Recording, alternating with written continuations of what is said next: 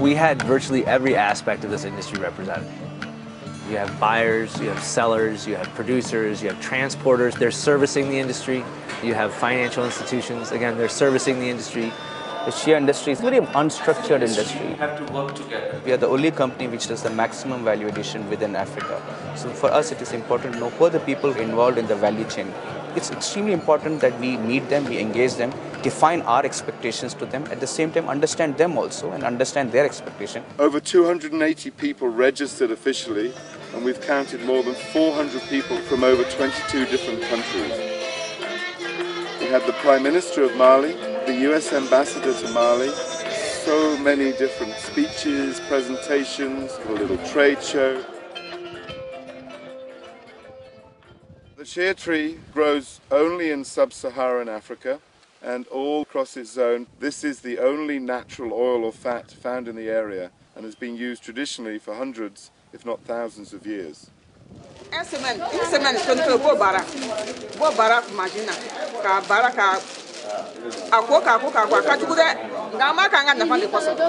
this work is really hard. They have to go out and collect all of the nuts by hand on the ground. They fall from the tree like figs. They've been doing this since they were children. They go out and they help their mothers collect the shea nuts. Then their moms taught them how to boil them and dry them in the sun.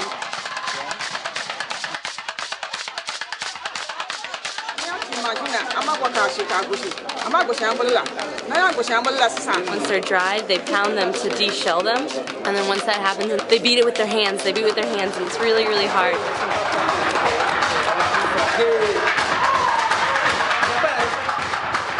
This is the mainstay of millions of women's lives. Traditionally, the women are collecting the nuts to make an oil for cooking. It's used for making moisturizing creams, it's used for making soap, it's used for making medicine. More recently, companies like The Body Shop, L'Occitane are buying handcrafted butter made by the women in the villages here for use in natural cosmetics. This means value addition lands here in Africa.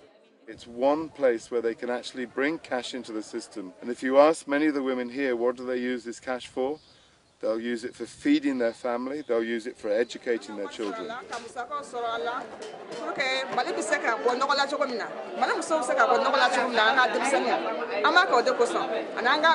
Saying it's important that people come and buy their products so they can have money for their children, so their children can go to school, and so they can have money for themselves and their families. But this is a niche market. Something that the Body Shop feels quite strongly about, and I can't quite work out what's missing here. When we look at the shea industry, we see a paradox. We see a situation where whilst we are trading in a product and we think we're trading in a very fair way, we see that there are 4 million women throughout West Africa that don't enjoy that same relationship with their market.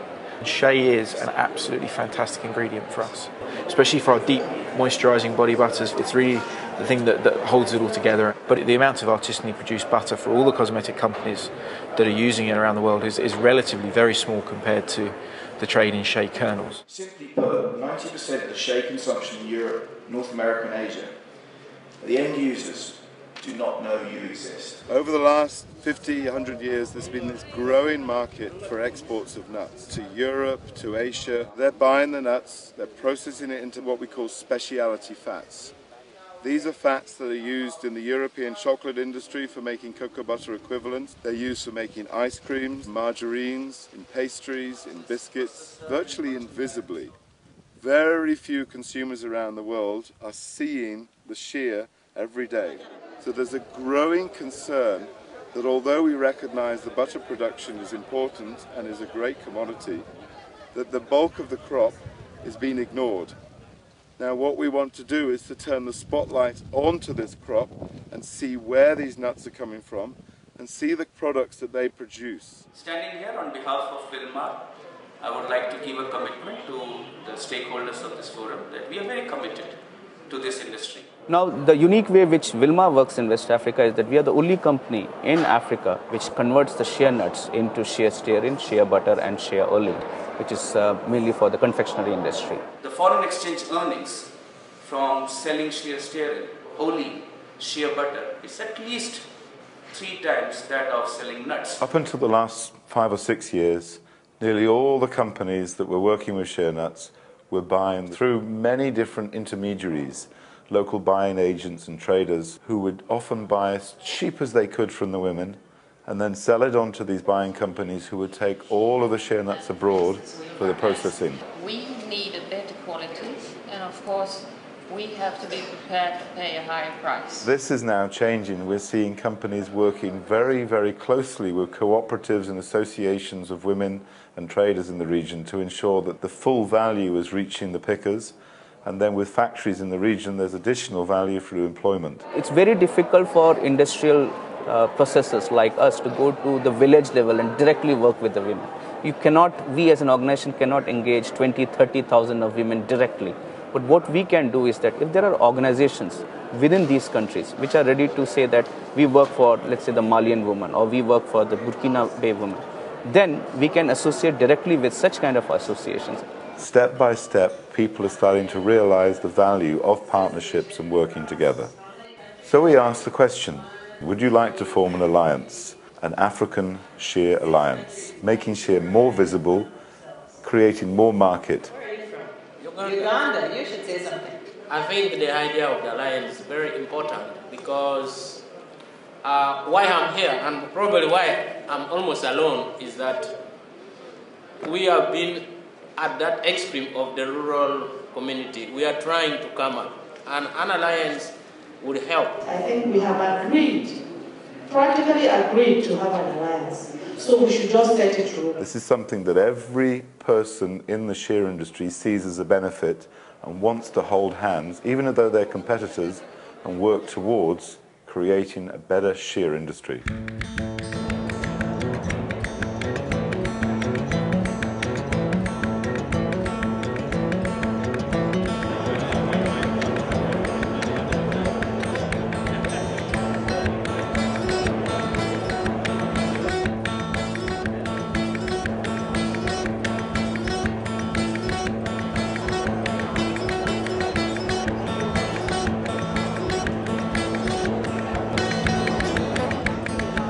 My name is Elitsa Barzakova. I am the Buyer Linkages Advisor for the West Africa Trade Hub based in New York City. I'm literally the link between the West African producers and buyers on the western side, US and Europe.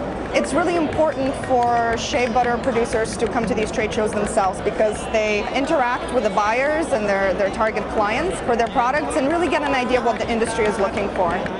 For example, Gladys here is a producer of finished products in Ghana. She's here because we're able to sponsor the space at this trade show, allow her to find distributors for her product and hopefully people that will retail her product on the US market as well. In the beginning, I just used to buy the shea butter and then make the product. But when I first met West Africa Trade Hub, through the workshops and conferences, we actually learned how to produce shea butter from the start to finish the right way so that it will meet the export market and the international market. And since then, I don't have any problems with my market.